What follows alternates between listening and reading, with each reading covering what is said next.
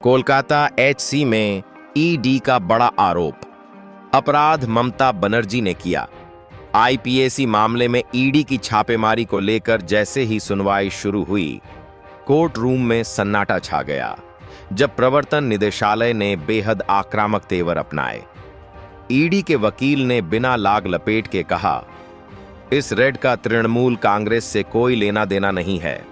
जिसके घर और दफ्तर पर छापा पड़ा वह खुद कोर्ट नहीं आया, और सबसे बड़ी बात, हमने कोई दस्तावेज जब्त ही नहीं किया। लेकिन इसके बाद जो कहा गया उसने पूरे मामले को राजनीतिक भूचाल में बदल दिया। ईडी का विस्फोटक दावा, फाइलें हम नहीं ममता बनर्जी ले गईं। ईडी ने कोर्ट में सीधे सीधे आरोप लगाया, हमारे पास कुछ भी नहीं है। उल्टा पश्चिम बंगाल की मुख्यमंत्री ममता बनर्जी दस्तावेज लेकर वहां से चली गईं। यह अवैध है, यह अपराध है।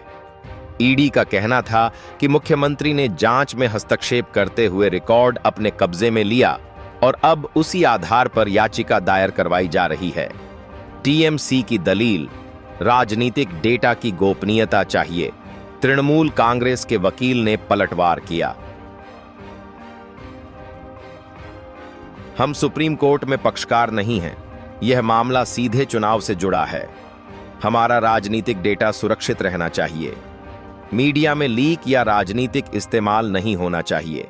उन्होंने कहा कि हम संवैधानिक लोकतंत्र में रहते हैं, हमें निजता का अधिकार है। लेकिन कोर्ट ने किसकी बात मानी? कोलकाता हाई कोर्ट ने अपने आदेश में बेहद अहम बात दर्ज की।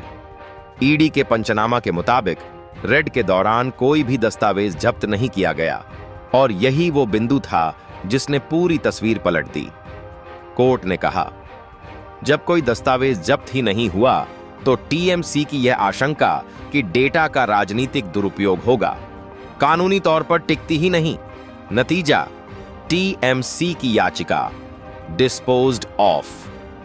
आज की सुनवाई की सबसे बड़ी और खतरनाक हेडलाइन, ईडी ने कोर्ट में साफ कहा, हमने कुछ नहीं उठाया, ममता बनर्जी फाइलें लेकर चली गईं। अब सवाल सिर्फ छापेमारी का नहीं है। सवाल यह है, क्या जांच में हस्तक्षेप हुआ?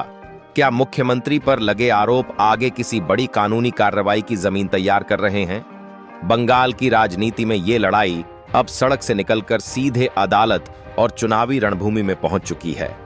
अगला दांव क्या होगा? कोर्ट तय करेगा या जनता?